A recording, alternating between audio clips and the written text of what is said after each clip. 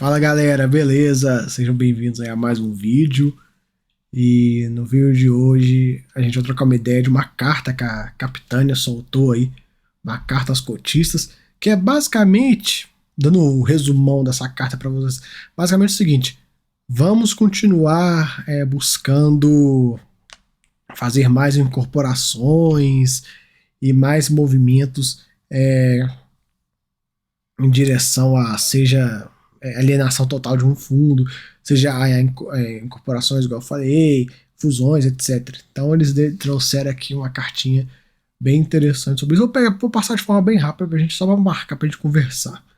Ele coloca que é nos últimos dias que vem tendo muitos comentários de questão de assembleia de fundo imobiliário, que não, a gente teve várias assembleias, vários fundos, vários movimentos acontecendo. E eles colocaram, achei interessante, como temos participação ativamente em muitas delas, de fato a Capitânia tem uma posição bem grande em vários fundos, eles decidiram fazer um material aí para trazer uma comunicação oficial da gestora quanto a isso. É bom para a gente ter aí um racional do que a Capitânia busca, né? Então eles colocam que os fundos imobiliários são fundos fechados, sendo assim, tem possibilidade de resgate de cotas e tudo mais.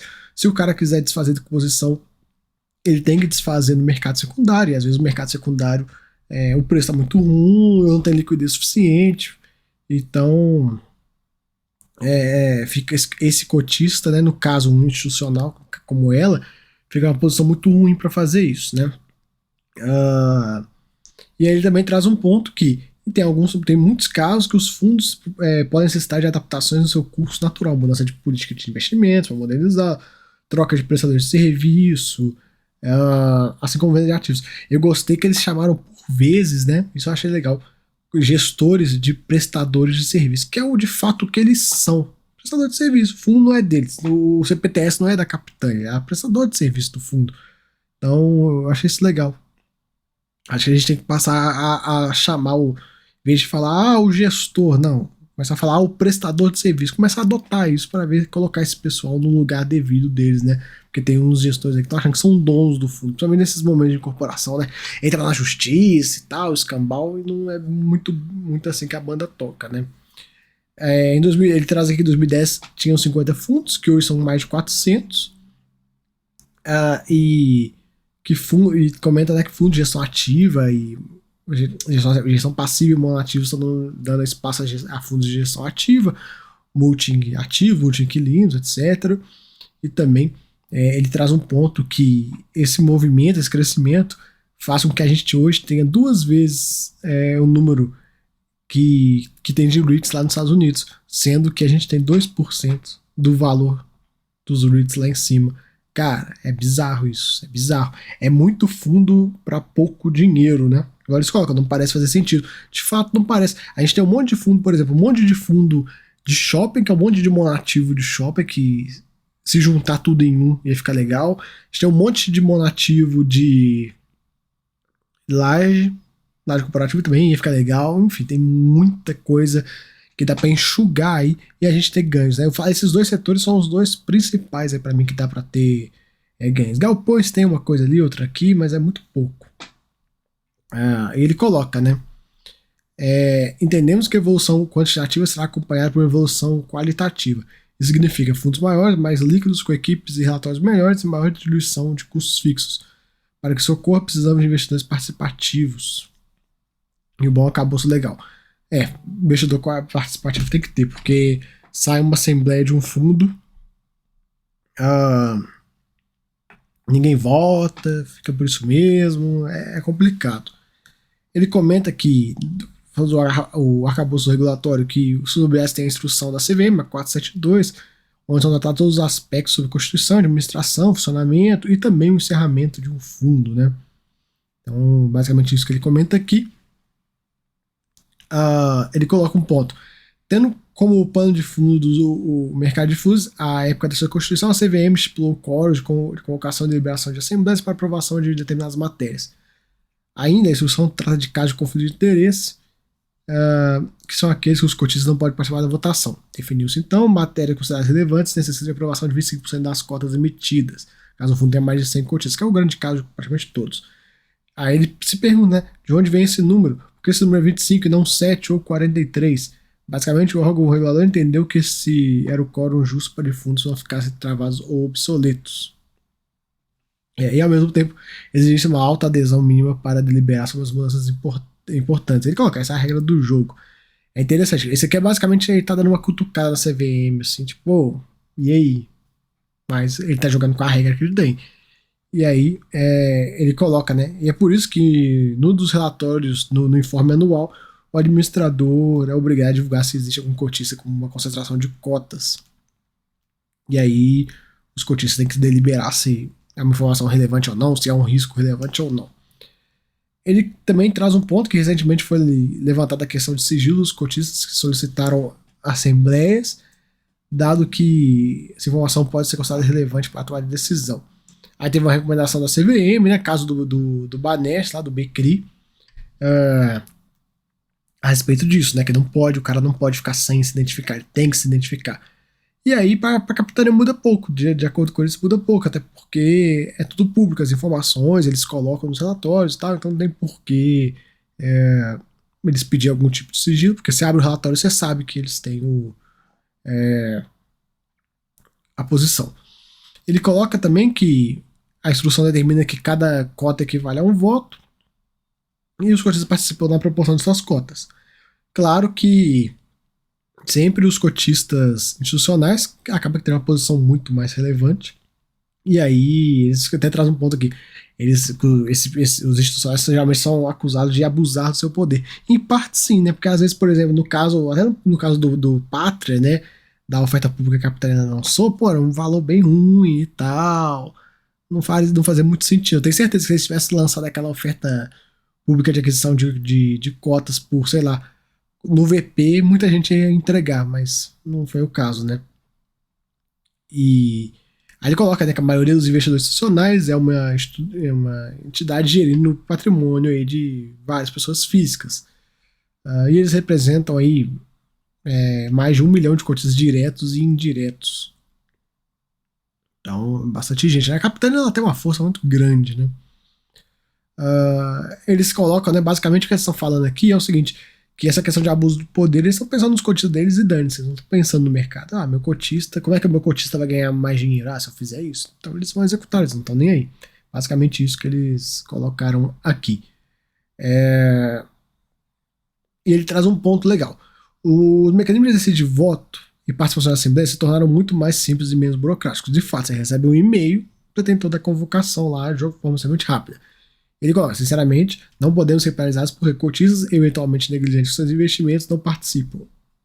Pois é o que eu comento várias vezes, né? Sai a assembleia, eu faço até vídeo falando, não deixe de votar, é amanhã, não sei o que, perere parará.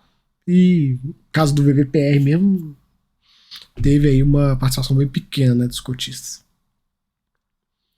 A questão de conflito de interesse é legal, ele diz que geralmente quem levanta essa bola do conflito de interesse são os gestores do fundo aí que estão sofrendo o ataque, entre aspas, aí.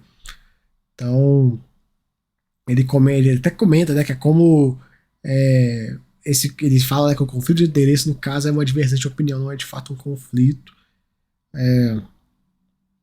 É um ponto interessante isso, né? Ele traz aí uma visão diferenciada disso. Eu acho que é bem isso mesmo. Até porque sempre que o gestor que está perdendo o fundo começa a inventar conflito de interesse, entra na questão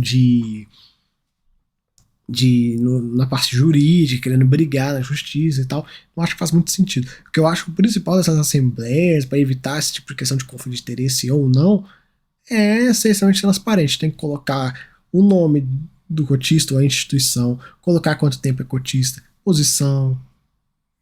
Todos esses pontos têm que ser colocados aí para a gente saber, até para a gente poder julgar se é um movimento de um takeover de fato, ou simplesmente uma corporação, ou simplesmente é um cara que está insatisfeito, né?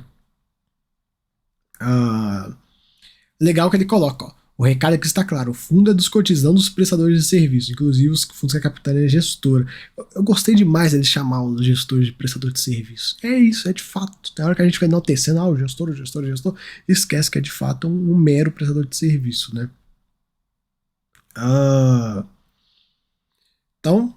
a gente vai seguindo.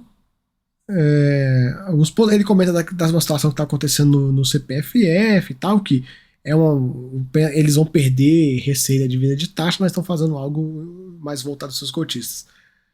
Aqui ele começa a comentar alguns casos que a Capitânia participou, casos concluídos. Eu vou passar de forma bem rápida para a gente ver. Tem esses 3 casos aqui. O primeiro, que é o FLRP, que é o Floripa Shopping, que eles um monativo e tal, que quando acabou a renda mínima garantida, ficou entregando um rendimento bem meia boca, e aí a Capitânia foi montando posição. Quando eles tinham 53% das cotas dos fundos, eles entraram com 3 ações. A primeira, a redução dos custos do fundo, que no fundo passivo, hein, ficava entre 15% e 20% do resultado do shopping, alto pra caramba. Contratação aí de uma empresa especializada para negociar a venda do shopping e uma aprovação de uma expansão do shopping para atender um contrato. E aí ele coloca quanto que eles tiver de tiro e tal. Nesse MSHP era também um monativo de shopping que eles montaram posição. E aí eles conseguiram vender o ativo um valor 50% superior ao valor de mercado na época. Já esse GRLV, também um monativo de galpão. Nesse caso é curioso, porque eles tinham 25% das cotas e pegaram num preço bem barato, e aí eles convocaram uma assembleia para decidir pela venda. No caso, aqui você vê um pouco de como é que funciona, né? Eu compro as cotas, descontado, aí eu peço para liquidar o fundo, porque aí eu consigo destravar esse dinheiro. Então, no caso aqui, tipo, ela pensando nos cotistas dela, e dane-se, não tá nem pro mercado. O fundo vai acabar. Pô, paciência. Pra mim, vale mais a pena eu liquidar o fundo para meus investidores, né? Temos também aqui o WMRB, que era um fundo de recebíveis que estava com caixa grande, não alocava e tudo mais, e a Capitânia fez uma oferta pública de aquisição de cotas, e aí eles conseguiram 27% do fundo, e depois convocaram uma assembleia para liquidar o fundo, e aí eles conseguiram ganhar, fazer uma TIR bem interessante. TRXL foi um caso aí mais recente, quando era o fundo da TRX, hoje é o BTLG, né? TRXL virou BTLG, e aí eles comentam aqui que o fundo tinha um contrato com a Coca-Cola FEMSA, mas precisava de alguns investimentos, tinha que fazer emissão e tal, os cotistas não queriam, de fato não participaram, mas a Capitânia foi lá e colocou grana e tal, e por fim esse fundo virou o BTLG. Mas de toda forma, como o fundo melhorou, a Capitânia pegou e foi vendendo depois as cotas. Pegou barato, né? O fundo melhorou, a cotação subiu, e aí eles foram vendendo, e conseguiram um dinheiro interessante também. Temos também o THRA, que também estava sofrendo e tudo, fundo sem dinheiro, precisando não tinha dinheiro nem para pagar o condomínio e tal, e eles fizeram uma AGE, conseguiram fazer uma emissão de 5 milhões, e eles conseguiram captar esse dinheiro e tudo, depois vender a posição, enfim. Aqui tem uns casos em andamento no Pátria, que eles tentaram lá fazer a oferta pública, que não foi muito para frente. Agora a Pátria pegou, passou o fundo para a VBI, e o que a VBI está fazendo? Exatamente o que a Capitânia quer, que é vender os ativos e pegar e devolver o dinheiro. Tá fazendo tem uma GE rolando aí para fazer uma amortização. Então, bem provável, bem que esse Pátria de físico comparativo deve acabar, viu, pessoal? Tudo indica aí que parece que vai acabar esse negócio. O VVPR e o BLCP, a gente vai conversar dele daqui a pouquinho, mas a gente já tá ligado como é que vai ser incorporar esses dois fundos ao BTLG. IBFF, que é o Integral B, é o FOF, né? Eles já estão vendendo a carteira dele todos, que também a Capitânia pegou descontado e tudo mais. E o BMLC, eles também estão tentando vender aí. No caso do VVPR é interessante, que ele coloca aqui, ó, que em 2022 o BTLG procurou aí a Capitânia, basicamente isso deu para entender, né, para incorporar aí os dois fundos, e aí a Capitânia achou a proposta atrativa e bancou essa ideia, né, interessante. O BFF já comentamos, e o BMLC LC, a gente vê aqui que eles estão já com uma proposta para aquisição de todo o portfólio. Aqui ele começa a falar um pouco de questão de performance da Capitânia em relação ao IFIX e tal, isso aí a gente passa batido, e um pouco da conclusão. Eles colocam o seguinte: diante dos fatos elencados acima, reafirmamos o compromisso com os nossos investidores de entregar uma gestão técnica, profissional, diligente e sem conflitos, preservando seu patrimônio, seu patrimônio conquistado com muito esforço. Muitas vezes teremos decisões difíceis que não podem agradar algumas partes envolvidas. O nosso histórico diz que temos mais acertado do que errado e, portanto, contribuindo com um bom resultado dos nossos cotistas. E assim continuaremos a fazê-lo.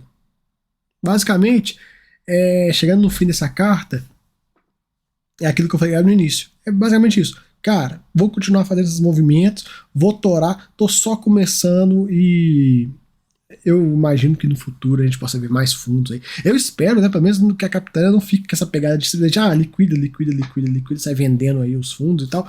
Às vezes, algumas incorporações, principalmente em shopping, porque shopping a gente tem 5 opções. São 5 fundos que a gente tem aí que são multi-multi. Então, pô, é um setor que tem uma carência muito grande de algum fundo grande, com vários ativos. Então, pô, por que não fazer isso, né? Já no caso de laje também a gente tem uma carência, você não tem muito fundo de laje. Se tiver 10 é muito, de multi-ativo e multi-inquilino. Então por que não pegar esse spread em vez de vender, juntar tudo em um fundo só, tem certeza que vai ser um resultado bem interessante. E você juntando tudo em um fundo só, você pode começar a reciclar esse portfólio, comprar projetos novos e tal. Claro, tem que entregar para alguém que entenda. De toda forma, a gente vai acompanhando esses movimentos, qualquer novidade trago para vocês. Até a próxima, fui!